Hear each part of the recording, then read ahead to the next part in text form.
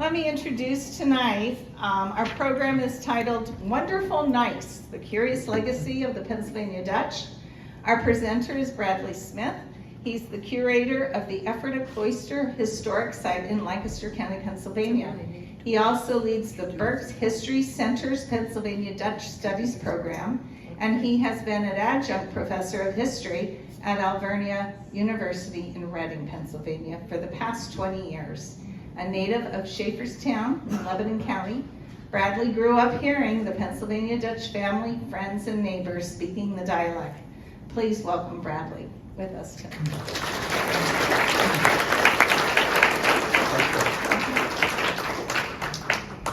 Well, thank you very much.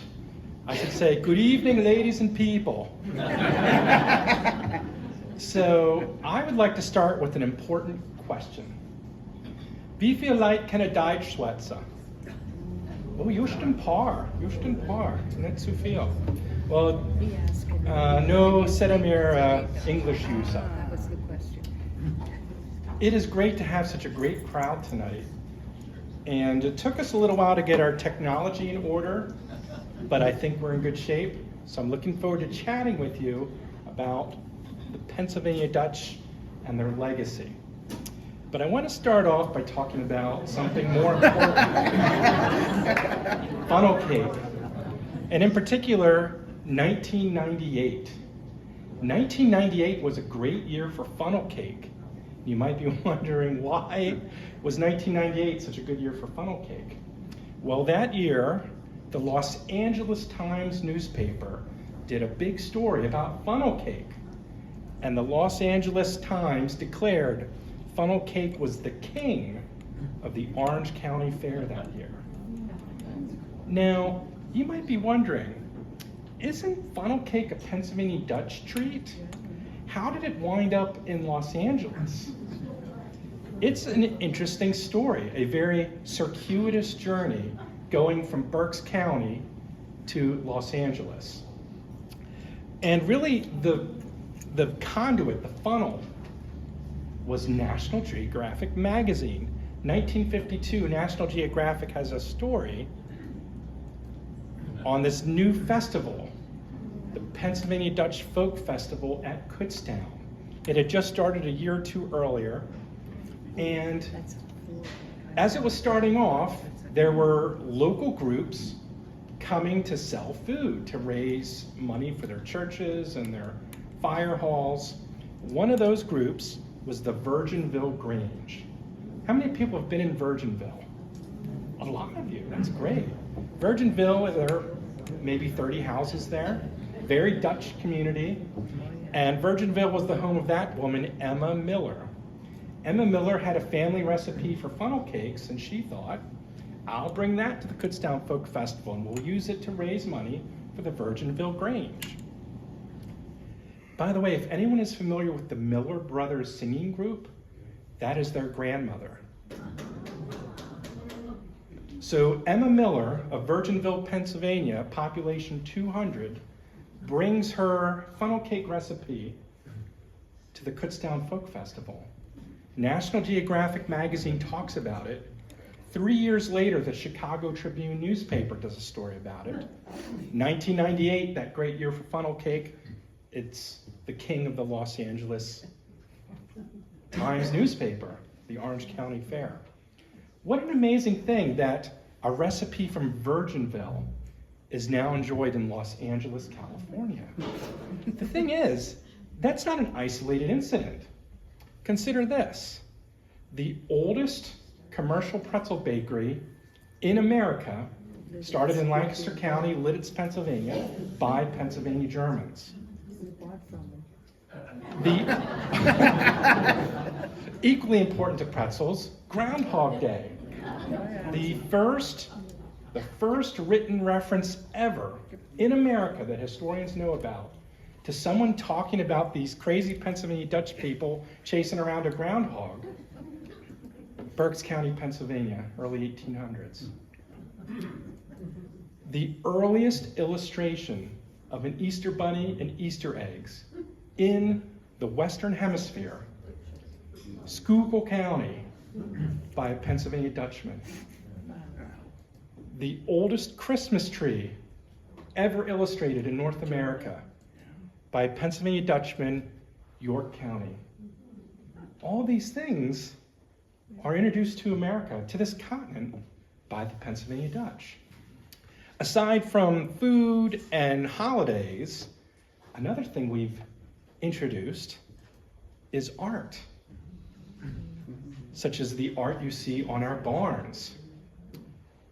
Right now, just a few years ago, the Pennsylvania German Cultural Heritage Center did a study and found that in Lehigh County, we have 100 barns decorated like this with barn stars. In Berks County, we have over 400. This is an important and a significant artistic legacy. But we have a lot of other, and that's northern Berks County, by the way, Albany Township, if you're familiar with that area. That's where my dad's family comes from originally. But we also have a really interesting art tradition that a lot of people aren't even aware of. For example, this is a painted blanket chest from Lebanon County with camels on it in the 1780s. How did a Pennsylvania Dutchman from Lebanon County in the 1780s even know what a camel looked like? I don't know, but I think he did a pretty good job. So that's Lebanon County. Then we had decoration like on this baptism certificate. This is also Lebanon County, also 1770s, I believe. And this one, we've got mermaids, parrots, and seahorses. My friends, I'm here to tell you this. Nobody in the 1770s was doing art like this, except for the Pennsylvania Dutch. And I mean nobody else. Nobody else. This is a completely unique artistic tradition.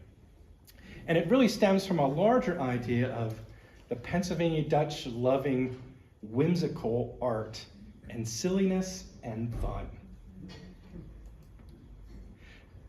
So I have a brother who looks a lot like me, but unlike me, he has no interest in Pennsylvania Dutch. He always says, "You're always talking about Pennsylvania Dutch. Everybody's always talking about Pennsylvania Dutch. I'm tired of hearing about it." I said, no, you're wrong, you're wrong. It's not that much talked about. And to settle the score, to settle the disagreement, we pulled up Penn State University's library catalog. And we typed in the word Pennsylvania Dutch. Do you think we got a lot of hits? No. Well, for books, 1,200 and I think that's 29? 79. 79, couldn't quite see. For magazine and journal articles, 33,400. Maybe my brother was right after all. Maybe there has been a lot said about the Pennsylvania Dutch, but there's good reason.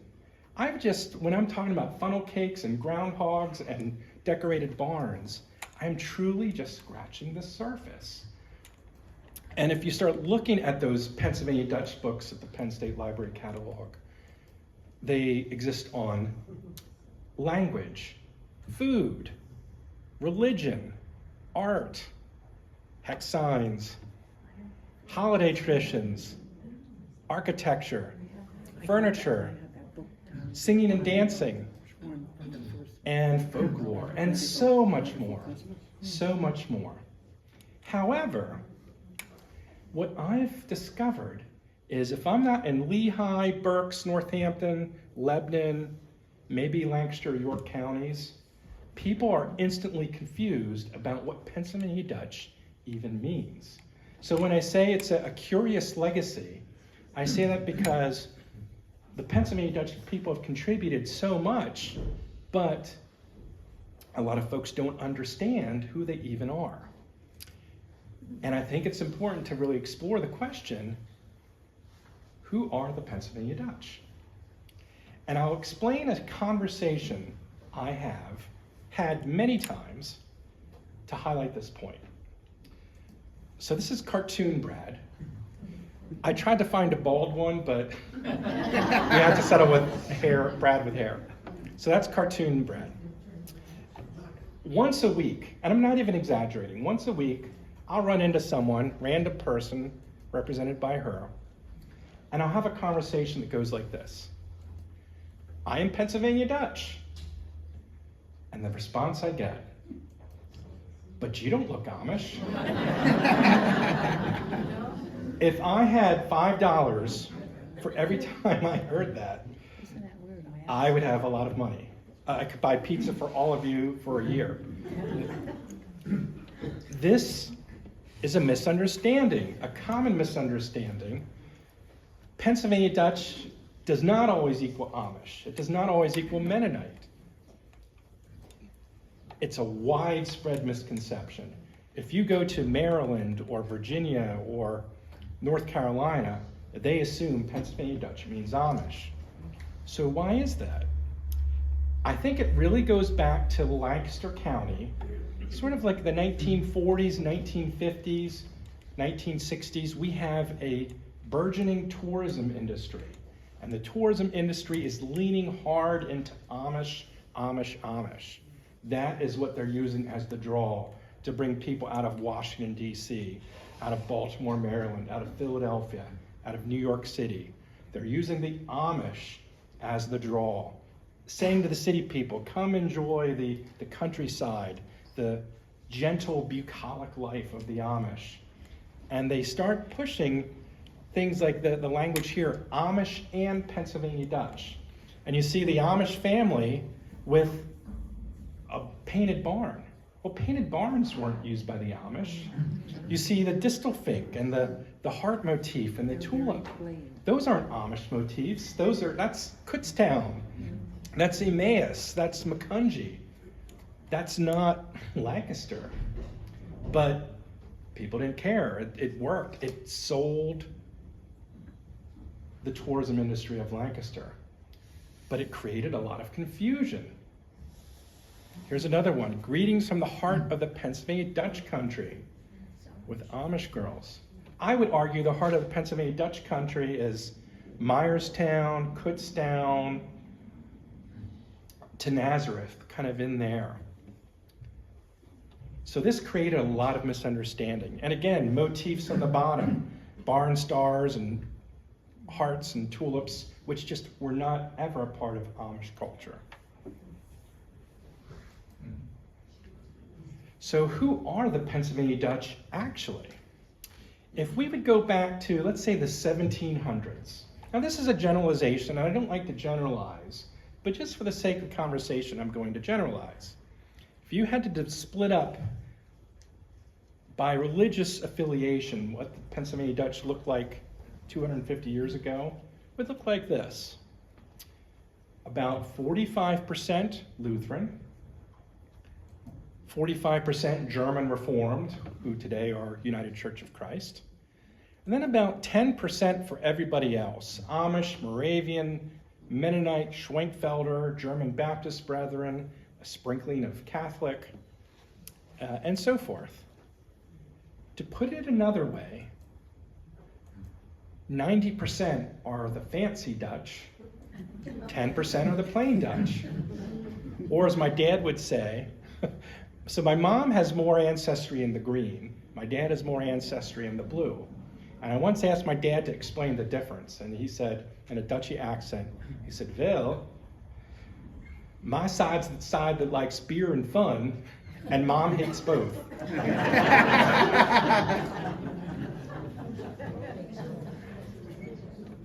So 90% though, of the Pennsylvania Dutch fall into that fancy Dutch category 250 years ago. So when we affiliate automatically Pennsylvania Dutch with Amish, it's just not accurate. It's just not accurate. The Amish are Pennsylvania Dutch. The Mennonites are Pennsylvania Dutch. But they're in that little green sliver, a small percentage of the overall demographic. So the Pennsylvania Dutch really, if we go back to who they are from the regions, primarily from the regions in red on the map, in southwest Germany and Switzerland, and a little bit in the Alsace region of France. So there were Originally, about 80,000 people who left these areas over a course of about 92 years, from 1683 to about 1775. Incidentally, the cutoff was pretty abrupt due to the American Revolution. The British Navy blocked our port cities. No new ships of immigrants could come in for a few years. There were Pennsylvania Dutch who came after the war, but that 1775 is when the real flood of immigrants kind of comes to a conclusion. So they are folks from these areas. Well, why did they leave? What was wrong with Southwest Germany and Switzerland? Well, for about 100-year period, there was lots of warfare. From about, if we would go back from like 1620 to 1720, in that 100-year period, about 60 years was nonstop war. And we have some of the best depictions of this are in Renaissance era paintings like this one, which looks a little blurry on the screen, but it was a bad situation. It was a bad situation with lots of warfare. And many people living in Southwest Germany were really living a life as refugees. When there's constantly war, you're constantly on the move to try and escape warfare. And even if you're not in any way directly impacted by the battle, how do you grow crops? How do you feed your family when there's an army fighting in the back field? It really, really created a lot of problems. We also had a really interesting situation in the 1600s. We had a period that scientists call the Little Ice Age, where suddenly things got very cold for a short period, and especially in the 1690s, this Little Ice Age really impacted harvests and the ability to grow crops. So there was famine in the 1690s. On top of that, Southwest Germany in the late 1600s is really just coming out of a medieval feudal system where the lord who has the castle and all the land has the opportunity, but the vast majority are peasants who do not have that opportunity. So there are many factors, and that is why this fellow, a guy named William Penn, recruited people in Southwest Germany and Switzerland. He essentially sent real estate agents to these areas and said, come to Pennsylvania. There's plenty of land here, and there's no war at all. And in fact, since we're a Quaker colony, we don't even have a militia of any kind. So there's no military service, just lots of land. So that's why they came. So they leave Southwest Germany. A lot of them, they travel down the Rhine River to Rotterdam, which is a port city in the Netherlands. From there, they either make a quick stop over in England or come to Philadelphia. Most of them. Some went through New York, but a lot come through Philadelphia, and these are the areas in Pennsylvania they settle. So the areas in light green are have some Pennsylvania Dutch settlements, but the areas in pink are very heavily settled. And of course, Lehigh County was right there in the mix, right in the midst of all of this. One other thing I do want to clarify before I go any further is the phrasing, Pennsylvania Dutch. Now that's what my mom and dad and my grandparents would say. But then you also see this term used, Pennsylvania German. What's the difference? Well, the short answer is they're the same.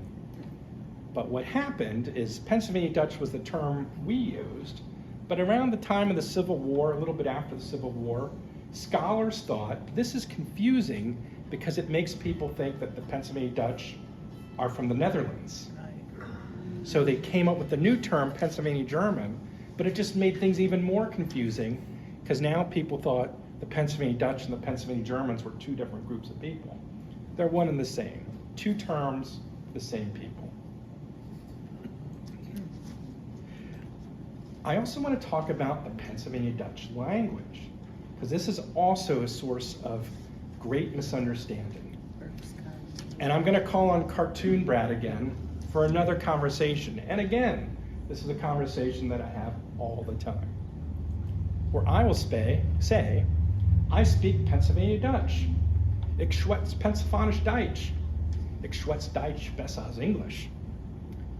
I'll say something like that, and a random person will say, that's just German gibberish corrupted by English.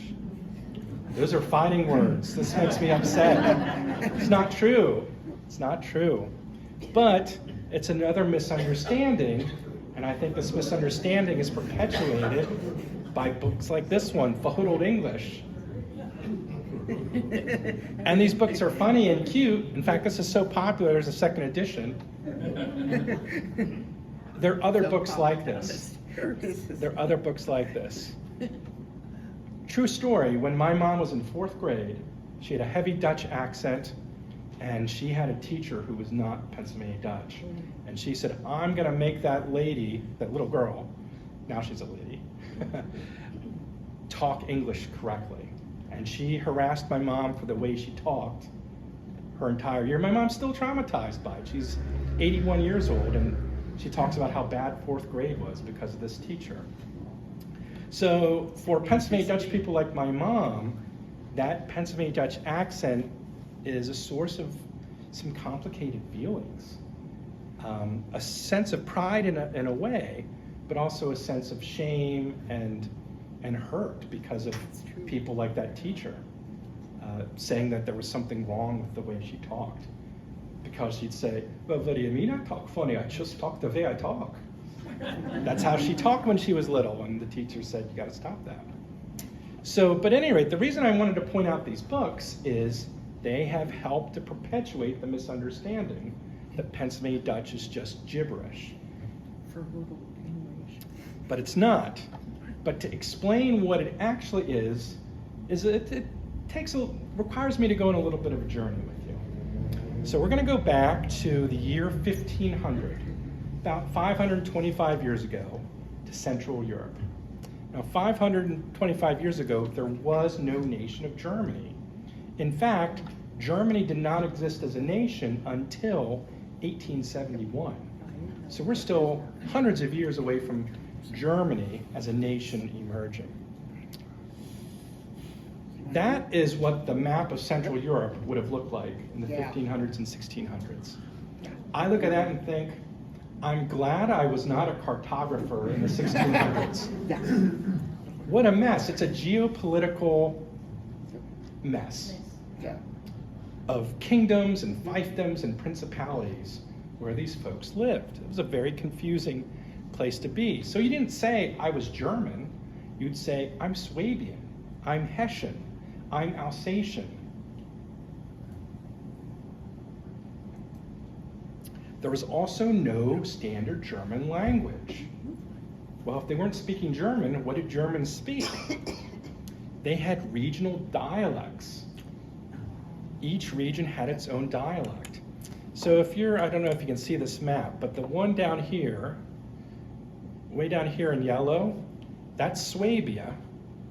And in Swabia, they spoke Swabian or Swabish dialect.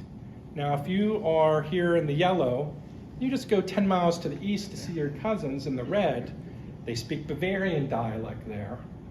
You've only gone a few miles, so you won't have much trouble understanding them. Your dialects are just a little different. It'd be like us speaking to someone who's from Australia and speaks English. A little different, but we can understand what they're saying. But if you're in Swabia in the yellow, you go all the way to the very top here, where they speak Schleswigisch. That's a tongue twister. You'd really have a hard time getting along because those dialect regions are so far apart. So geographic distance meant linguistic difference with the dialects. But anyway, so they speak these dialects.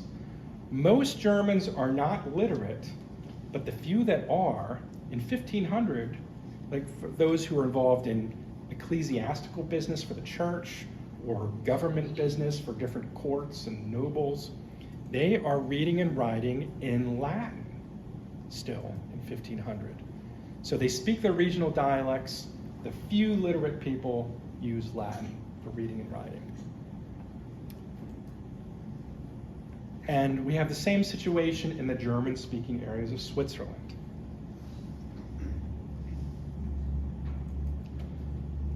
That all changed, though, when this guy came along, Martin Luther, the theologian. So a lot of people think of Martin Luther as the man who established the Lutheran Church, initiated the Protestant Reformation, really changed the way church in modern society looked. But Luther did something that he doesn't get a lot of credit for. He initiated, without maybe intending to, a language and literacy revolution. And I'll explain how he did that. His belief was that people should have the ability to read the Bible in their language. They shouldn't need to read it in a foreign language like Latin, and they shouldn't have to depend on a priest to interpret the Bible for them. He felt they should be able to read it in their native language and let it speak to them as they read. The problem is we don't have a German language, just all these regional dialects. So Martin Luther starts writing a German Bible, essentially using his home territory's regional dialect, which was Upper Saxon. So he starts with his dialect as a base, but he does a lot of research into this. He spends years translating the Bible into a sort of German that everyone will be able to understand. It's been documented that he might spend a month just researching one word because he wanted to get it just right, because it was important to him. To him, it was about eternity and big. What is the reason we're here? These were big issues to him. It was important for him to get it right. So he finishes the New Testament in the 1520s, the Old Testament by the 1530s, and these are popular. 500,000 copies are sold by the mid-1500s.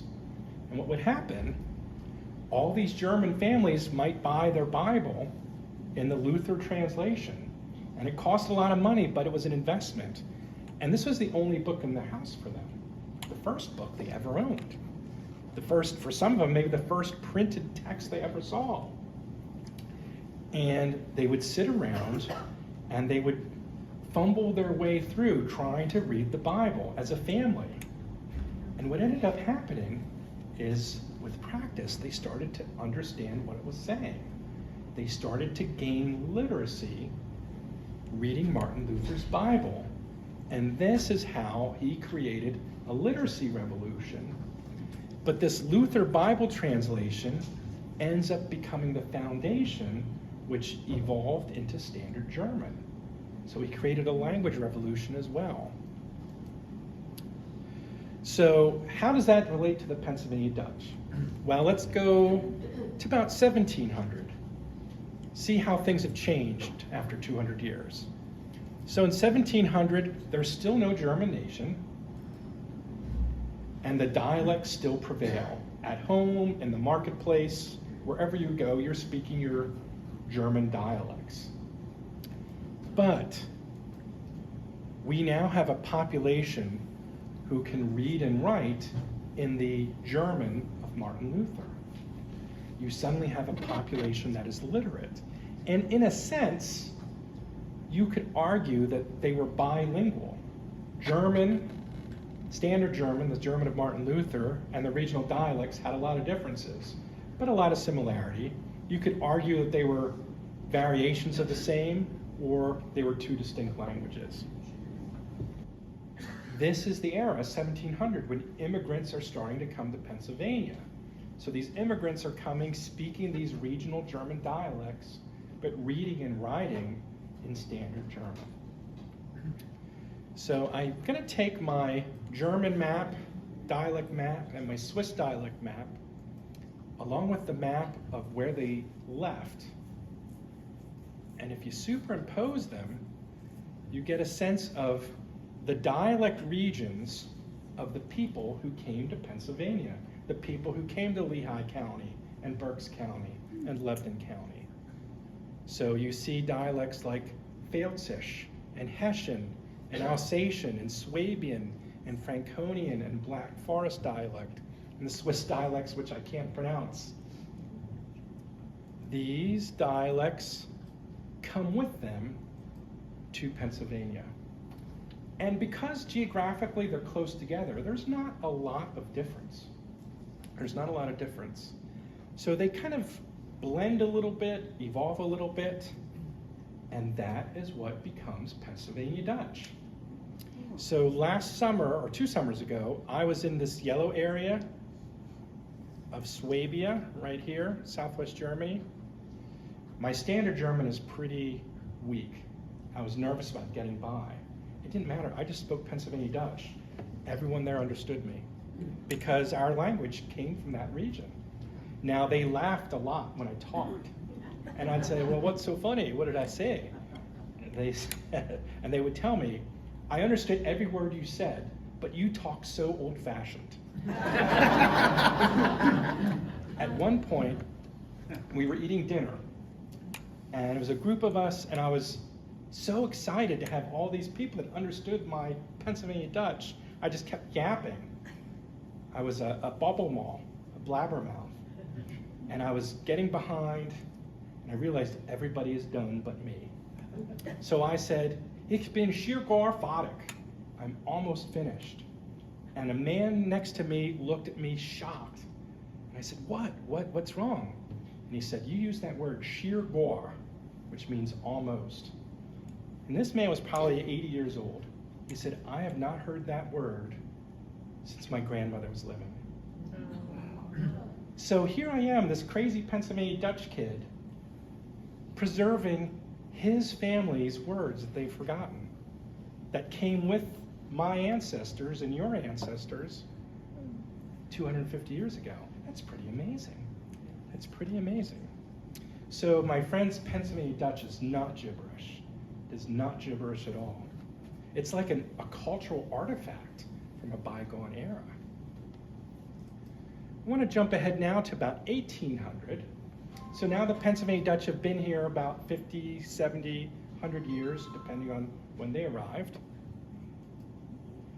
40% of Pennsylvanians are Pennsylvania Dutch and speak Pennsylvania Dutch. That's pretty incredible. There were people concerned about this. Benjamin Franklin said, I appreciate that the Pennsylvania Dutch are hard workers, but I really wish they would move somewhere else. Because we're on the verge of being a Pennsylvania Dutch colony, not an English-speaking colony. 40%, that's a lot. That's a lot. A few Pennsylvania Dutch can read and write and speak English, especially if they're involved in like county business, like a justice of the peace, something like that. But for the most part, in 1800, they are still reading and writing in standard German, the German of Martin Luther. And we see this in all kinds of surviving artifacts. So this is one that says the Holy Scriptures. This is from 1847. So this is in standard German. And it even tells us there, the translation of Martin Luther. This is a special Bible to me, by the way. It belonged to my great-great-great-grandmother. So now it looks like she could speak some English, but her word Bibli, that's Pennsylvania Dutch for little Bible. So she's showing she reads standard German in 1847.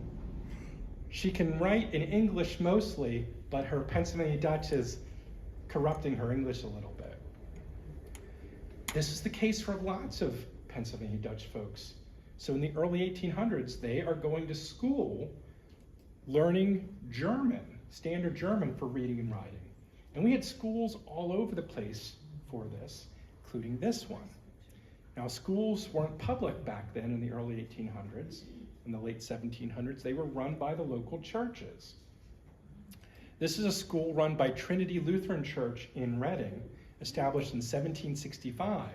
And you go there, you learn your math, you learn your, it's not really science, history, geography, and reading and writing in standard German. This continues until 1834. Pennsylvania passes a Public School Act. And the Public School Act basically establishes that there will be public schools throughout Pennsylvania. which sounds good, but there's a catch. They're going to be taught in English. They're going to be taught in English. So for the Pennsylvania Dutch, this creates a quandary, a paradox, a dilemma, because they have to decide which is the better choice for their children. And I feel like I can get away with saying this. This really puts two values of the Pennsylvania Dutch in conflict with each other. Because we know, and I can attest to this, Pennsylvania Dutch people hate change. So they don't like that. But we also know that the Pennsylvania Dutch people love to save money. And these private church schools, you have to pay to attend. So if I stay with the German school, the language of reading and writing of my parents and grandparents, I have to pay for it. Or I can go to school for free, send my kids to school for free, but then they have to learn English. It was a quandary, and it took them about 20 or 30 years to figure out which direction they wanted to go. But eventually, guess who prevails? The English. Trinity Lutheran Church School, for example, closes in 1861 at the beginning of the Civil War. So it sticks around another 25 years. But slowly, we see this over and over again with the Pennsylvania Dutch communities, where the private-run German church schools go away, and kids more and more start going to public schools taught in English.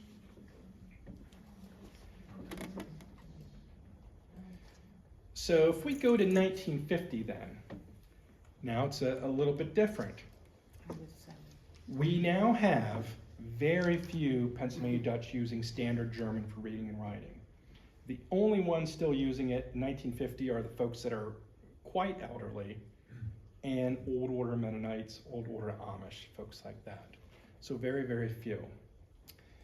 Now the good news is in 1950 we still have 500,000 Pennsylvania Dutch speakers. That's a lot. That sounds good.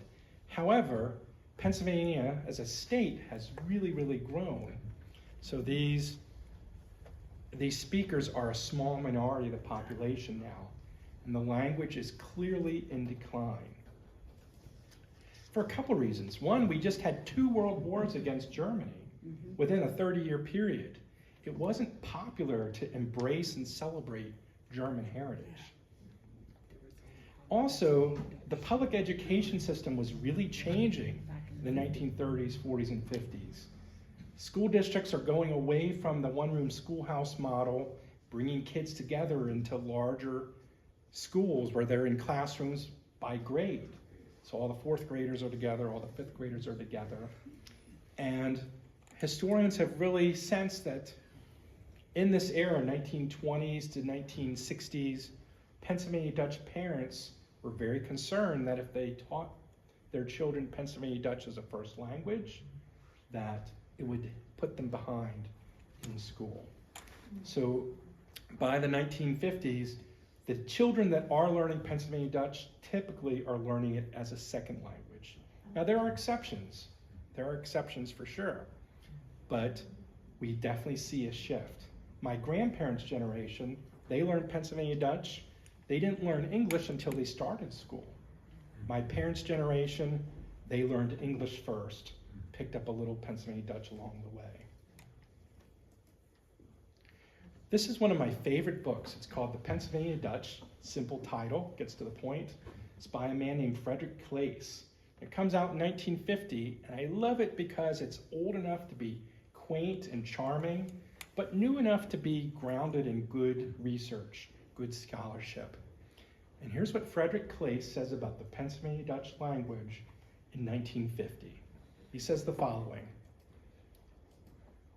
"It is clear that Pennsylvania Dutch is in trouble, and in 100 years, it will be dead."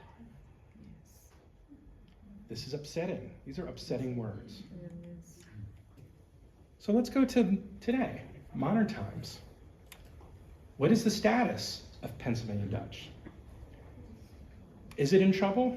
Is it doing all right? It depends who you ask. The Reading Eagle, about 15 years ago, had an article. My dad's cousin sent this to me in the mail one day. And it said, "Dying Dialect," as the headline. So the Reading Eagle is following the Frederick Clace, thinking that it's in trouble. But then about 8 years ago, we see this in the Allentown Morning Call. Why PA Dutch is thriving. Well, this is odd. These seem incongruous, inconsistent with each other. Dying dialect and PA Dutch is thriving. So which is correct? Each is half right and half wrong. And it goes back to my old pie chart. With the plain Dutch, the old orders at least, Amish and Mennonites, it is thriving. Yes. It is thriving. But with the fancy Dutch, it is dying.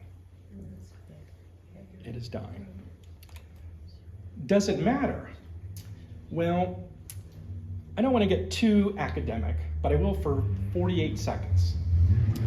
In cultural anthropology, there is something called the Sapir-Whorf hypothesis. And it basically says that language is like a glue, and cultures need that glue to hold everything else together. So do you remember early on, I talked about cooking and furniture and holidays and art and singing and folklore? These are all aspects of Pennsylvania Dutch culture, but the language is the glue that holds them together.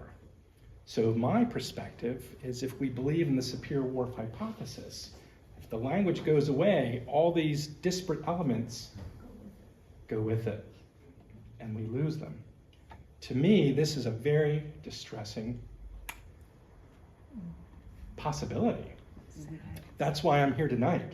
I don't want to see that happen. I believe there is great value to all these facets of Pennsylvania Dutch culture. Maybe the greatest value, though, is with the language, because it is the glue. I never forget a story my dad tells. My dad's passed away, but he would always tell this story that when he was a little boy, he would spend his whole summer with his grandparents at their summer cottage, which was about very close to where Blue Marsh is now in western Berks County. So he'd go there and he'd just spend the summer there with his sister and his cousins and his grandma and grandpa. And they had a cottage, and next door were his aunt and uncle and some other friends at other adjacent cottages. And at night, his dad would come there after work, and his uncles and his aunts would come. And he said they would sit around and talk in Dutch and laugh and laugh and laugh and laugh. That's true. And he said, as a little kid, he came to a conclusion. Pennsylvania Dutch is the silliest language in the world. And the Pennsylvania Dutch are the funnest people, the most fun people in the world.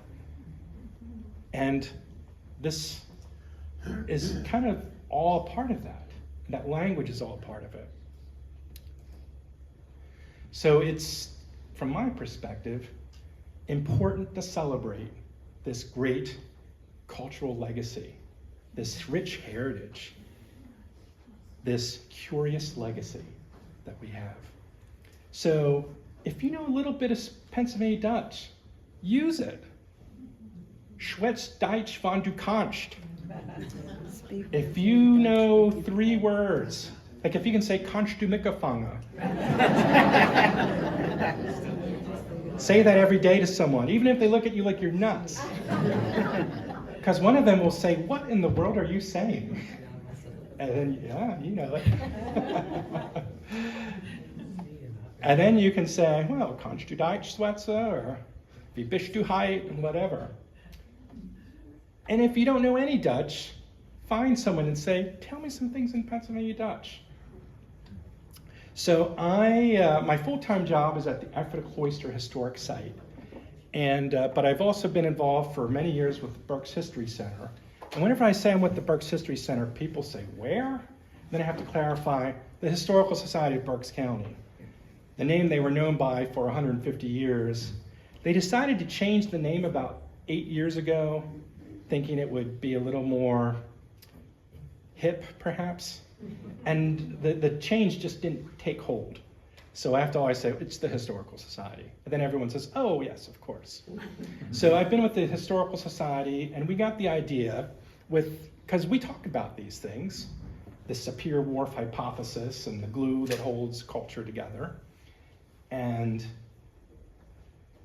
we talk about the fact that it is important, and just as it's important that we preserve historic buildings, preserve historic artifacts, preserve old documents and photographs, it's important to preserve the language and the culture as well. And the Berks History Center has really embraced that. So we do everything there from Pennsylvania Dutch language classes to traditional Pennsylvania Dutch art craft workshops. So oh, by the way, that's the end of my program. I couldn't remember what slide came next. But I've put my email address up there. If you have email and you're interested in learning more, that's my email address, and I'll leave that up after I'm done if you want to write it down. Or if you just look up in the phone book, Berks History Center, or ask Linda or any of the folks here with the Historical Society, the Emmaus Historical Society, they know where to find me too. If you'd be interested in taking a Pennsylvania Dutch class, language or art or anything, I'd love to hear from anyone, and I'll direct you to someone that could help you out. Whether you take a class with me or with other people, I'd love to see you get connected with people that could help you learn. So that is the conclusion of my program.